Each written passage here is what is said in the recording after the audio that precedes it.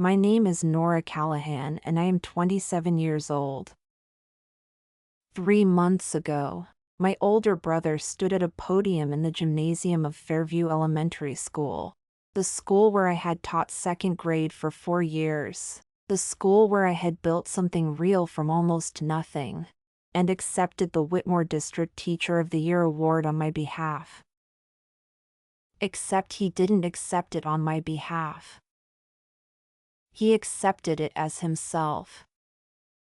He told 48 parents, 12 school board members, the district superintendent, and a local newspaper photographer that he was the one who had spent the last 2 years building the literacy program that had moved 22 struggling readers up 2 grade levels in a single school year.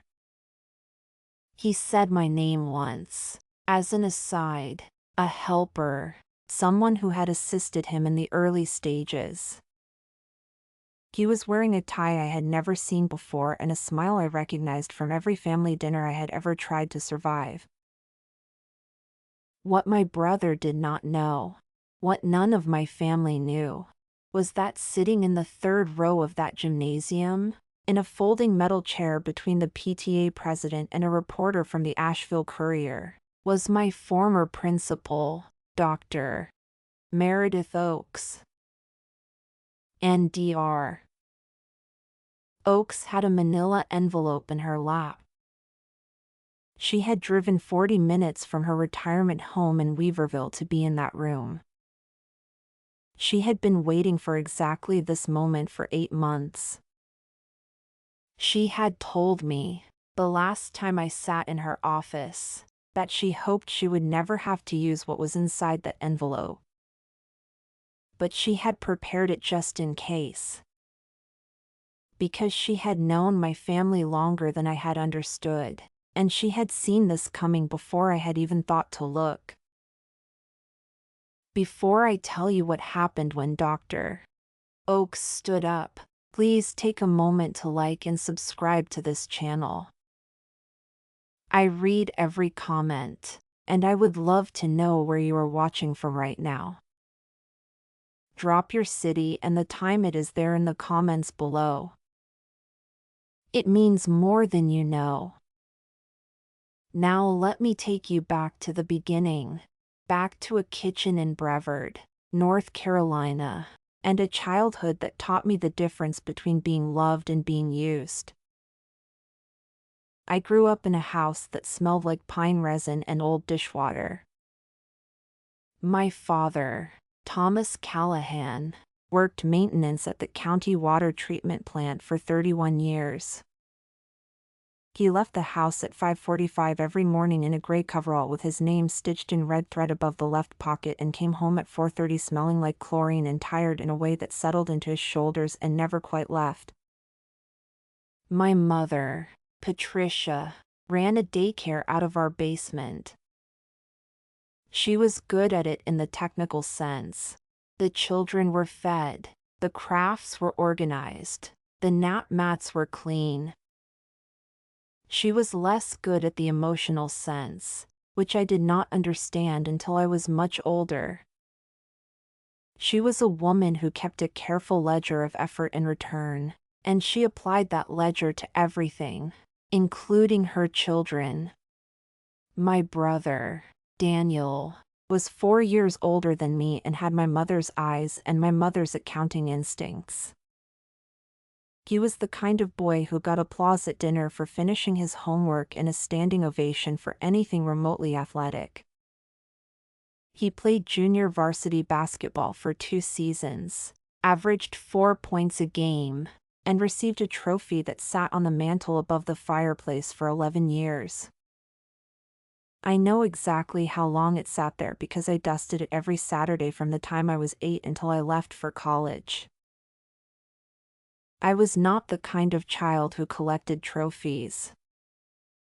I was the kind who collected books. By the time I was 10, I had read every chapter book in the Transylvania County Library's children's section and had started quietly working through the adult fiction shelves, pulling out anything with a spine thin enough that the librarian, Mrs. Eunice Darden, would let me check out without a note from my parents. Mrs. Darden was a small woman with silver hair cut close to her head and reading glasses she wore on a beaded chain around her neck.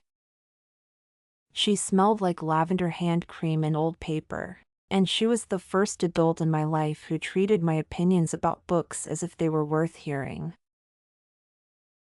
She asked me once, when I was 11 and had just returned a battered copy of a novel about a girl who runs away to New York, what I had thought of the ending. Not whether I had liked it. What I had thought of it. The distinction mattered. My mother asked whether I had finished my chores. My father asked whether I had been good. Mrs. Darden asked what I thought, and she waited for the answer, and she argued back when she disagreed, and she recommended the next book before I had even handed the last one over the counter. I told her once that I wanted to be a teacher. I was 12. She looked at me over the top of her reading glasses and said, "You already are one, Nora. You've been teaching me things about books for 2 years." I did not know what to do with that sentence. I put it somewhere safe inside myself and carried it. At home, the distribution of attention followed a logic I understood early but could not name until much later. Daniel's school projects got framed. Mine got filed. Daniel's baseball games were attended by both parents and sometimes Aunt Carol. My school performances, the winter concert where I had a speaking part, the science fair where I placed second in the county, were attended by my father alone, usually arriving late, usually leaving before the end because of something Patricia needed at home. The year I won the county spelling bee at 13, my mother said, over a dinner of pork chops and canned green beans, that it was a shame the prize was only a ribbon and not something useful. Daniel was not cruel to me in the way that some older siblings are. He was something quieter and harder to name. He was indifferent in the way that people are indifferent to furniture. Not hostile, just unaware that the furniture has feelings. He borrowed my things without asking and returned them without apology. He took credit for shared work with the easy confidence of someone who had never been asked to justify it. In 8th grade, he submitted a book report for English class that I had helped him outline, structure, and revise over the course of a long Saturday afternoon. He received an A-. He did not mention my name to his teacher. He did not mention my name at dinner. When I pointed this out quietly, just to him, in the hallway afterward, he shrugged and said, "You didn't write it." I did not argue. I was 13 years old and I had already learned that arguing in my house produced noise without resolution. The person who saw all of this clearly was my father's older sister, my Aunt Rosie. Her full name was Rosemary Callahan Oates, and she had never married, had lived alone in a 2-bedroom house on the edge of Brevard for as long as I could remember, and had spent 34 years as the principal of Fairview Elementary School before retiring the year I turned 14. She was tall and angular with gray-streaked hair she wore in a low bun and a habit of wearing cardigans in colors that shouldn't have worked together but always did. She drove a 15-year-old Subaru that smelled like coffee and dog, though she had not owned a dog in years, and she had a way of sitting very still when she was listening that made you feel like the most important person in any room. Aunt Rosie came for dinner on the second Sunday of every month. She brought a pie, always a different kind, always from scratch, and she sat at the table and listened to my mother talk about Daniel's basketball and my father's overtime and the neighbor's fence dispute, and she would nod and make appropriate sounds, and then she would find a moment, usually while helping me dry the dishes after dinner, to ask me how I was. Really how I was. She was the only person who asked that question and meant it. When I was 15 and going through a stretch of months where I felt invisible in my own house, she sat with me on her front porch for 2 hours on a Sunday afternoon and said something I have turned over in my mind 1,000 times since. She said, "The people who don't see you now are not the measure of your worth. They are the measure of their own limits." She said it plainly, without drama, the way she said most things. Then she handed me a piece of lemon chess pie and we sat in silence for a while, and it was the most comfortable silence I had experienced in years. Aunt Rosie had been the principal of Fairview Elementary for the last 12 years of her career. She had hired teachers, built programs, advocated for reading specialists when the district budget tried to cut them. She knew the school the way you know a house you built with your own hands. And when I told her, at 17, that I wanted to study elementary education, she did not say it was a shame the salary wasn't better. She said, "Good. Those children need someone like you." She paid for my first 2 years of college. She did not tell my parents she was doing it. She told me, quietly, that she had been setting money aside for me since I was 12 years old, that it was in an account in her name that would transfer to me when I turned 21, and that the only condition was that I use it for something that mattered to me.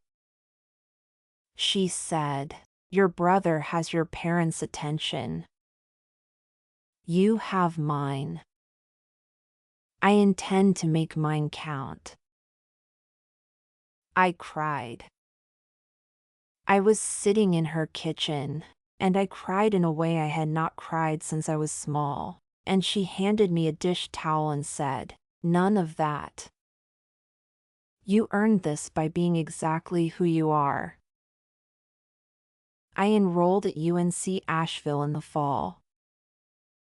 I studied elementary education with a concentration in literacy. I worked 20 hours a week at a coffee shop on Marymount Avenue to cover the gap between Aunt Rosie's contribution and my total costs. I ate a lot of rice and a lot of eggs, and I was happier than I had been in years, because I was surrounded by people who talked about ideas and asked each other real questions and did not keep a ledger. Daniel, during this same period, enrolled at a community college 40 minutes from home, dropped out after 1 semester, and spent 3 years working a series of jobs that lasted between 2 and 8 months each before landing, through a family friend, in a sales position at a regional insurance company. He was good at the sales part. He had always been good at performing warmth when there was something to gain from it. And within 2 years he had been promoted twice and was making more money than my father had made in 30 years at the water plant. My mother called me the week Daniel got his second promotion to tell me about it. She did not call me the week I received my teaching certification. I know this because I checked my phone records later, when I was building a different kind of list. I graduated in May and was hired at Fairview Elementary the following August. The principal who hired me was Dr. Meredith Oakes, who had taken over from Aunt Rosie 6 years earlier and who Aunt Rosie had described to me, once, as the best hire the district ever made. Dr. Oakes was a compact woman in her mid-50s with close-cropped natural hair and a habit of leaving handwritten notes in teachers' mailboxes when she observed something she admired. My first note arrived in my 3rd week. It said, "Room 14. Your read aloud today." The way you waited for Marcus to find his word. That is the whole job. I kept that note. I kept all of them. There were, over 4 years, 23 notes in total. I kept them in a small cedar box on my desk at home, the box Aunt Rosie had given me when I graduated, the one with her handwriting on the inside of the lid, for the things worth keeping.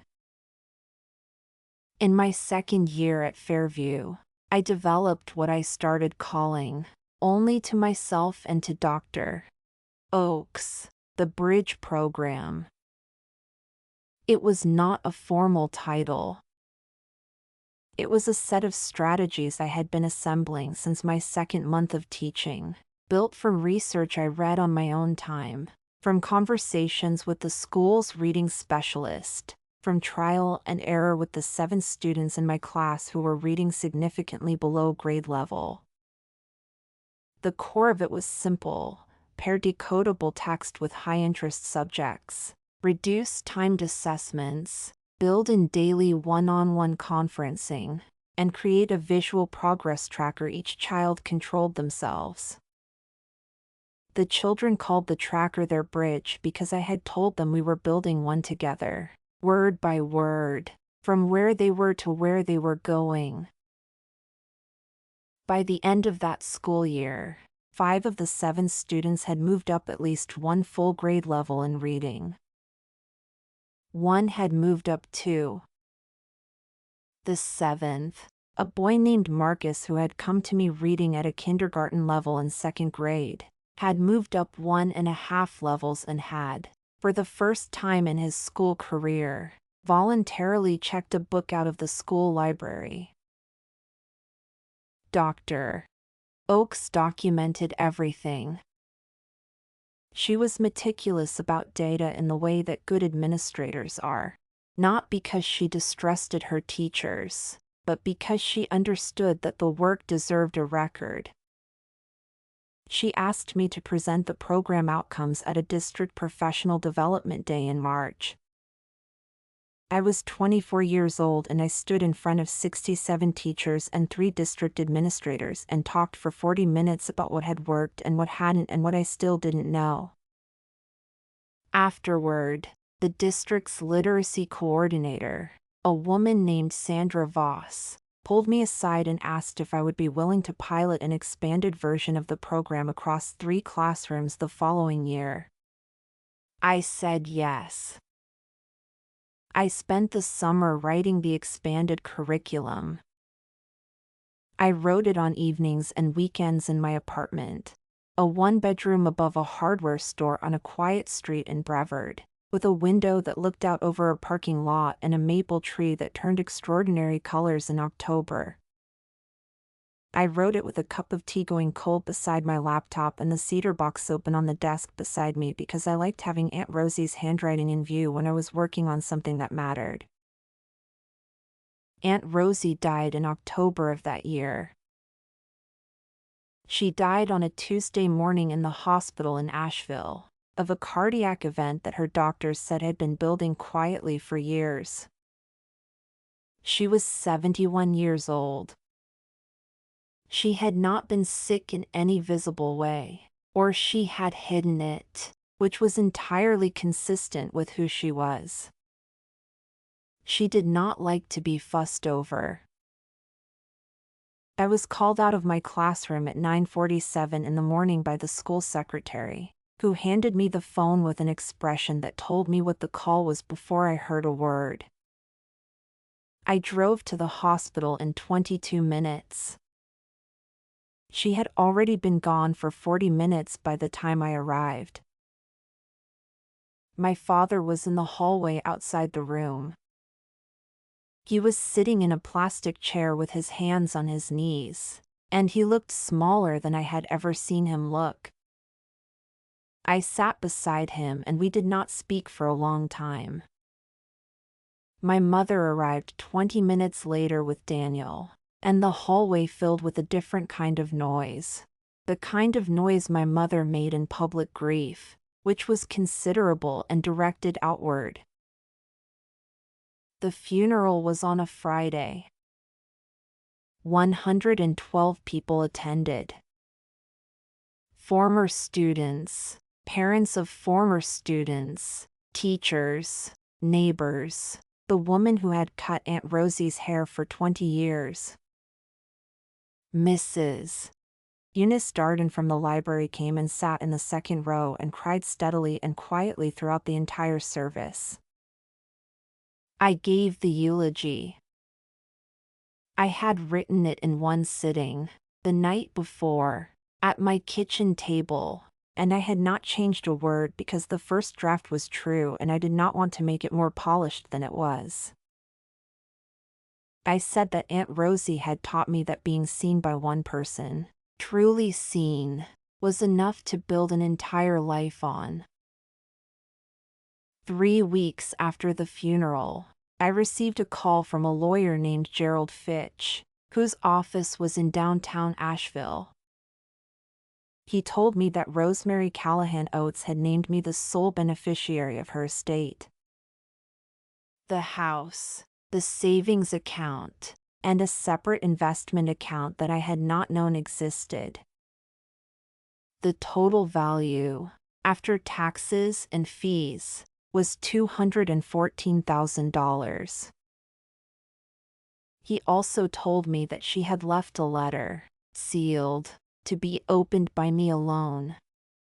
I drove to his office on a Wednesday afternoon in November, in the rain, and I sat in a leather chair across from Gerald Fitch's desk and I opened the envelope. The letter was 4 pages, handwritten in Aunt Rosie's precise, slanted script. I will not read it all to you, but I will tell you the line I come back to most often, the one she wrote near the end of the 3rd page. She wrote, I have watched your family take your work and call it theirs for 20 years, and I have stayed quiet because I hoped I was wrong. I am leaving you this letter because I am no longer willing to hope I was wrong. If the time ever comes when someone tries to take something from you that belongs to you, your work, your name, your credit, I want you to have the tools to stand your ground. I have spoken to Meredith. She knows what to do. I read that sentence 3 times. Then I folded the letter, put it back in the envelope, and drove home in the rain with both hands on the wheel and my mind very, very quiet. The expanded bridge program launched in 3 classrooms in January. By June, the data was clear. Across 22 students who had been reading below grade level at the start of the year, 19 showed measurable growth. 14 had moved up at least 1 full grade level. Sandra Voss from the district office had begun referring to the program by name in internal reports. Dr. Oakes had submitted the outcome data to the state literacy office. There was talk, careful, early talk, about expanding to other schools in the district. And then Dr.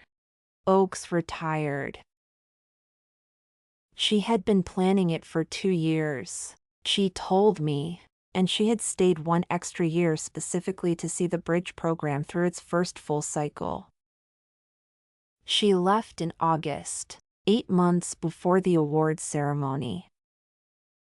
The principal who replaced her was a man named Kevin Marsh, who had transferred from a district in Charlotte and who arrived with a great deal of energy and a tendency to take credit for things that had been in motion before he walked through the door. He was not malicious. I want to be fair about that. He was the kind of person who genuinely did not notice the difference between being present for something and having built it. He attended the professional development day where Sandra Voss presented the bridge program data. He attended the district meeting where the literacy coordinator praised the work coming out of Fairview. He took notes and nodded and afterwards said, in a staff meeting, that he was proud of what we had built here. I noted the we. I filed it. My brother Daniel had been living, for the past year, in a rental house 20 minutes from our parents. He had a girlfriend named Courtney whom I had met twice and who seemed pleasant and uninvested. He had also, in the past year, developed what I can only describe as a sudden and intense interest in education.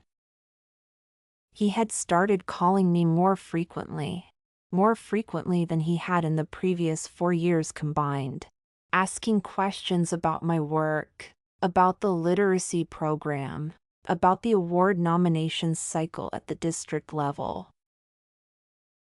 I answered his questions. I was his sister.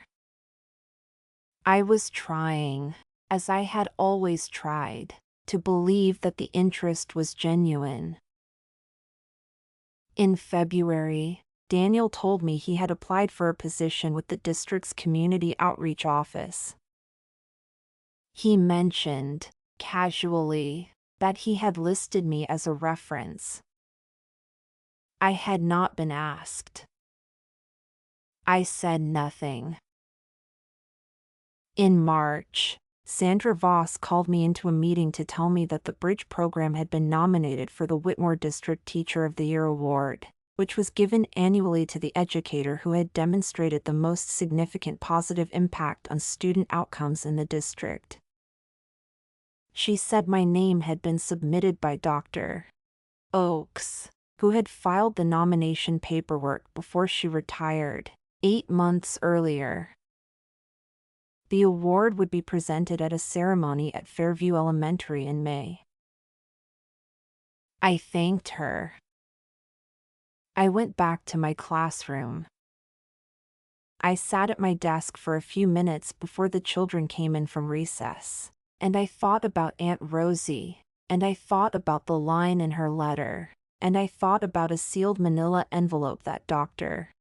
Oakes had mentioned to me, in passing, at a coffee shop in Weaverville 3 weeks after she retired. She had called and asked if we could meet. We sat at a corner table and she ordered black coffee and I ordered tea, and she looked at me for a moment with the expression she wore when she was about to say something she had been thinking about for a long time. She said, "Your aunt asked me to keep something for you. I have it. I hope you never need it. But I want you to know it exists." I asked what it was. She said, "Documentation. Everything. Every lesson plan you filed, every data report, every email, every draft of the curriculum with your name and the date and the metadata. Your aunt started asking me to collect it 2 years ago. I have been adding to it since. It is in a manila envelope in my desk at home, and if anyone ever tries to take this from you, you call me." I did not call her. Not then. I thought about it, and I decided I was being paranoid. I decided that my brother's questions were just curiosity. I decided that Kevin Marsh's we was just imprecision. I was wrong. I want to pause here for a moment, because I think some of you watching this right now know exactly the feeling I am describing. That feeling where you can see something coming, where every instinct you have is pointing in one direction, and you talk yourself out of it because the alternative that the people who are supposed to love you are capable of this, is too heavy to carry while you still have a classroom full of children counting on you to be present. If you have ever talked yourself out of your own instincts to protect someone who did not deserve the protection, type the word bridge in the comments right now. I want to see how many of us there are. And if this story is resonating with you, please hit subscribe. There are more stories here, and I promise every one of them is told with the same honesty I am trying to give you right now. Now, back to the story. The week before the awards ceremony, Daniel called me. It was a Tuesday evening, 7:43, and I was grading reading assessments at my kitchen table. He said he had heard about the nomination and wanted to congratulate me. He asked if I was bringing anyone to the ceremony. I said I was going alone. He said he might stop by, that he had some connections with the district office now and wanted to show his face. I said that was fine. I did not call Dr. Oakes. I do not know entirely why. I think I wanted to believe that I was wrong. I think I wanted to be the kind of person who trusted her family. I think, if I am honest, I was still 13 years old in some part of myself, standing in a hallway, being told I hadn't written the thing I had written, and choosing not to argue. The ceremony was on a Thursday evening at 5 o'clock. The gymnasium had been arranged with rows of folding chairs facing a low wooden podium. There were 48 parents in attendance, several with children who had been in my class. The 12 school board members sat in a reserved row on the left. Superintendent Dale Hargrove sat in the front row with Sandra Voss beside him. A photographer from the Asheville Courier had set up a camera on a tripod near the side wall. I arrived at 4:45 in a navy blue dress I had bought from a consignment shop on Lexington Avenue for $38. I wore the pearl earrings that had been Aunt Rosie's, small and plain, the kind she wore every day. I had the cedar box at home. I had the letter. I had her handwriting on the inside of the lid. I found a seat in the 4th row on the right side. I did not look for Daniel. I told myself he probably wasn't coming. He was already there. He was standing near the podium, talking to Kevin Marsh. He was wearing a tie I had never seen before, dark green with a small geometric pattern, and he had the posture of a man who had decided something about the evening before it began. I watched him for a moment. He did not see me. Or if he did, he gave no sign. The ceremony began at 5 o'clock exactly. Superintendent Hargrove spoke for 8 minutes about the district's commitment to literacy. Sandra Voss spoke for 6 minutes about the Bridge program, about the data, about the 22 students and the 19 outcomes and the 14 who had moved up a full grade level. She said the name of the program 4 times. She said the name of the teacher who had developed it once, in the 3rd sentence, and then referred to the educator behind this work for the remainder of her remarks. Then Kevin Marsh stepped to the podium to present the award. He spoke for 4 minutes. I counted. He talked about the culture of innovation at Fairview, about the district's investment in evidence-based practice, about the power of collaboration. He said the word "we" 7 times.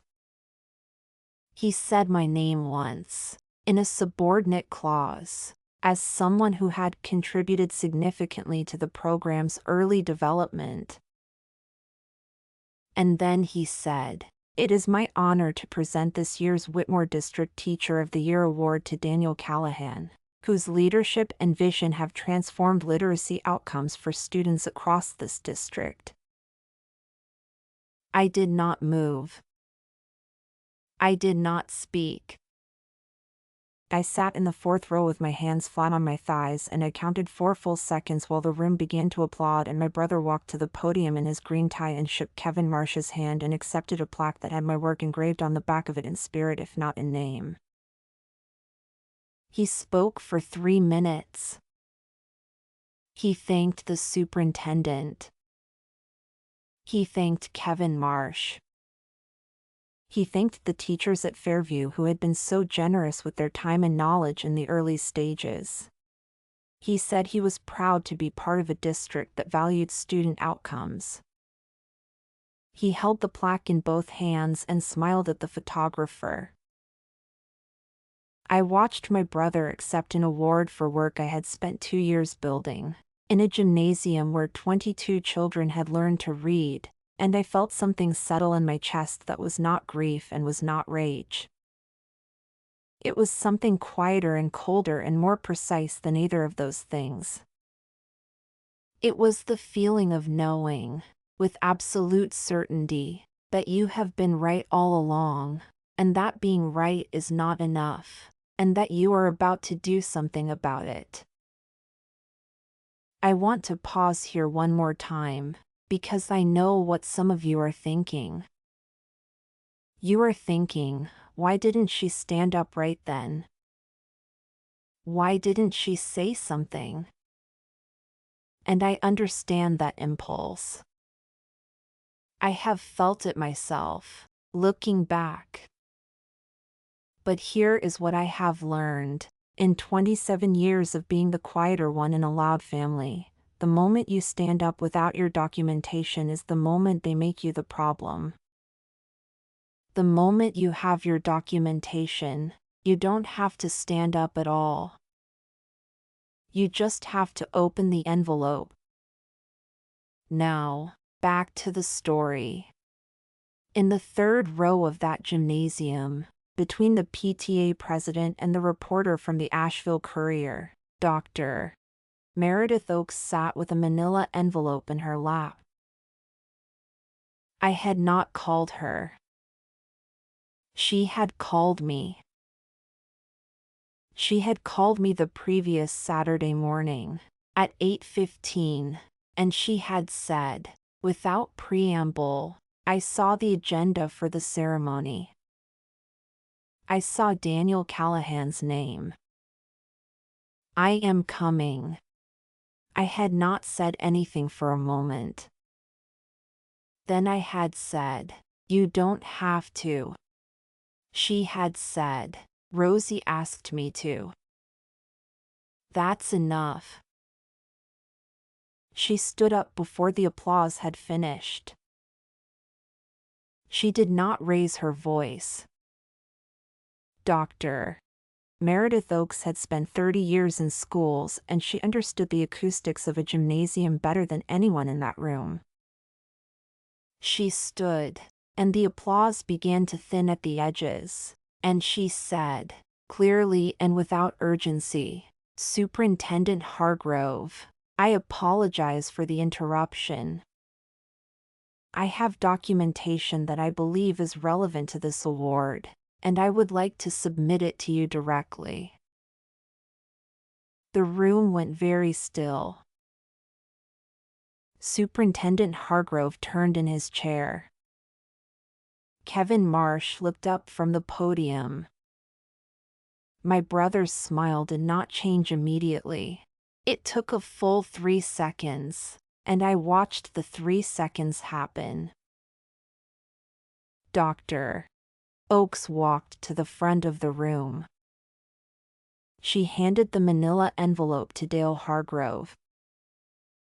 She said, inside you will find the original lesson plans for the bridge program, dated and signed by Nora Callahan beginning in February of her second year at Fairview.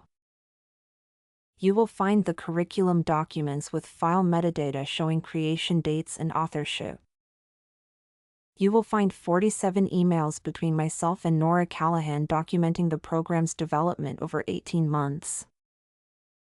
You will find the original nomination letter I submitted to your office in August, naming Nora Callahan as the nominee.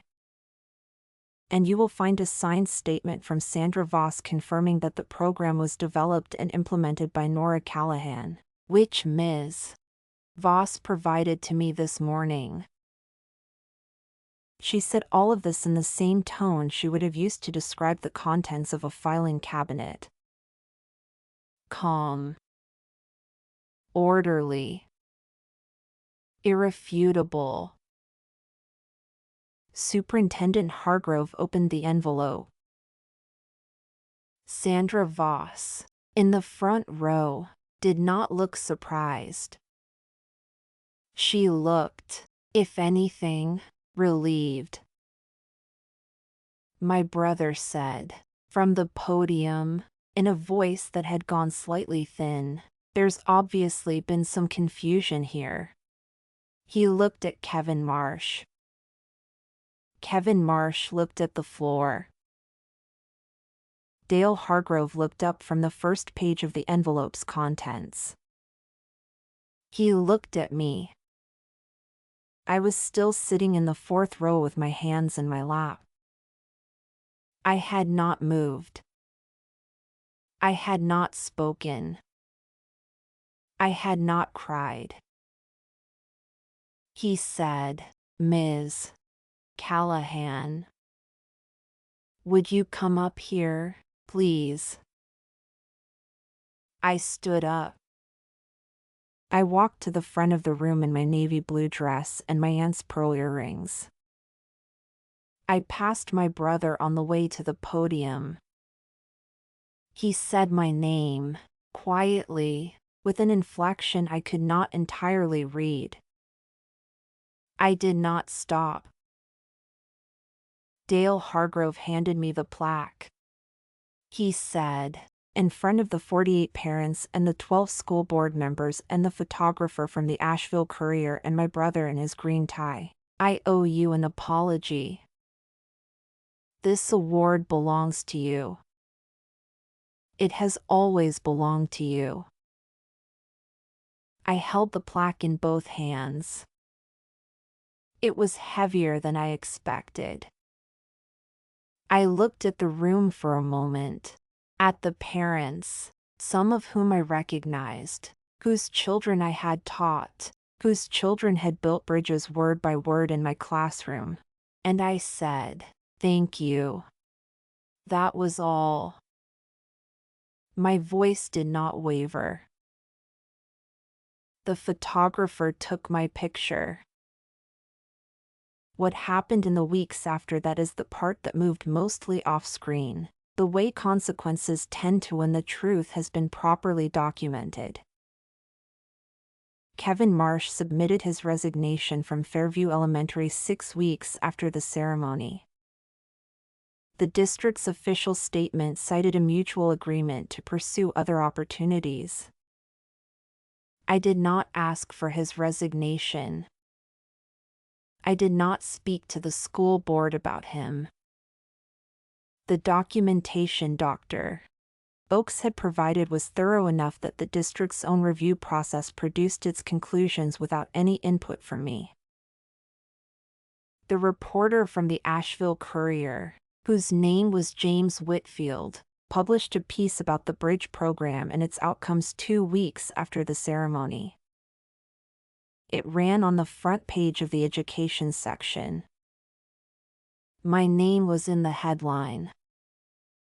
He had called me for a 40-minute interview and had asked careful, specific questions about how the program worked and why.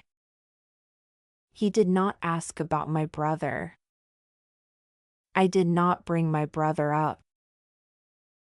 Daniel called me 9 days after the ceremony. It was a Sunday evening, and I let it ring twice before I answered.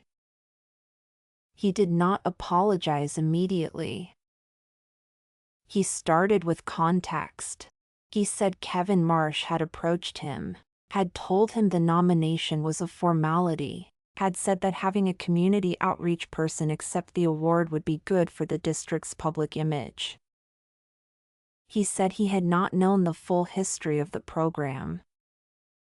He said he had thought he was doing something helpful. I listened to all of it. I let him finish. Then I said, "Daniel, I know you understood what you were doing. I'm not going to argue about it. But I want you to know that I have been watching this my whole life, and I am done pretending I haven't." He was quiet for a moment. Then he said, "I know." It was the most honest thing he had said to me in 20 years. I did not know what to do with it. I told him I needed time, and I ended the call, and I sat at my kitchen table for a while in the quiet. My father called the following weekend. He had seen the article in the Courier. He said he had read it 3 times. He said, and I could hear that he was choosing his words carefully, the way he always did when he was trying to say something true, "I didn't know how much of it was yours." I should have asked more questions a long time ago. I'm sorry I didn't. My father was not a man who apologized easily. I understood what it had cost him to say it. I said, "Thank you, Dad." And I meant it. My mother did not call. She sent a text 2 weeks after the ceremony that said, "Saw your picture in the paper. Very nice." I read it once and put my phone down. I did not respond. There was nothing in those 7 words that required a response, and I had spent enough of my life trying to find meaning in the spaces my mother left empty. The bridge program was formally adopted by the Whitmore District the following school year, expanded to 11 classrooms across 4 schools. Sandra Voss coordinated the rollout. My name was listed as the program's developer in all district materials. The State Literacy Office requested a presentation in the spring. I drove to Raleigh on a Tuesday morning in March and stood in a conference room in front of 22 education officials and talked for 50 minutes about what I had built and how and why it worked. I was 27 years old, standing in a state government building, talking about something I had made from scratch in a 2nd grade classroom above which nobody had ever expected very much. I thought about Aunt Rosie the whole drive home. I thought about her sitting on her porch in Brevard with a slice of lemon chess pie, telling me that the people who didn't see me were the measure of their own limits. I thought about the cedar box on my desk and her handwriting on the inside of the lid. I thought about the 23 notes Dr. Oakes had left in my mailbox over 4 years, and about Marcus, who had come to me reading at a kindergarten level and had walked out of 2nd grade with a library card he had asked for himself. I thought about what it means to build something real. Not for recognition. Not for the plaque, which now sits on my desk at school, next to a photograph of my class from the year the program began. But because the work itself is the point. Because 22 children needed someone to build them a bridge, and I was the one who knew how, and I did it, and no one can take that from me. The plaque is just the paper record of something that already happened in the real world, in the bodies and minds of children who can read now because someone showed up and paid attention. That is what Aunt Rosie left me, underneath the money and the cedar box and the letter with her careful handwriting. She left me the understanding that showing up and paying attention is not a small thing. It is, in fact, everything. If you are watching this tonight and you recognize something in this story, if you have ever done the work and watched someone else take the bow, if you have ever been the one in the fourth row while your name was left out of the sentence, if you have ever talked yourself out of your own instincts to protect someone who was counting on your silence, I want you to know that your documentation matters. Your dates matter. Your emails matter. The person who saw you and kept the record matters. Find that person. Be that person for someone else. And if you are the Aunt Rosie in someone's life right now, please know that what you are doing is not small. The children who are watching you see them, really see them, are building their whole lives on that foundation. It is enough. It is more than enough. The cedar box is still on my desk. I open it sometimes, not to read the notes, just to see her handwriting on the inside of the lid. For the things worth keeping. I have tried to be worthy of that instruction every day since she wrote it. Some days I manage it better than others. But I keep trying. That is what she taught me. You keep building the bridge, word by word, even when no one is watching. Especially then. Drop a comment, hit subscribe, and I'll see you in the next one.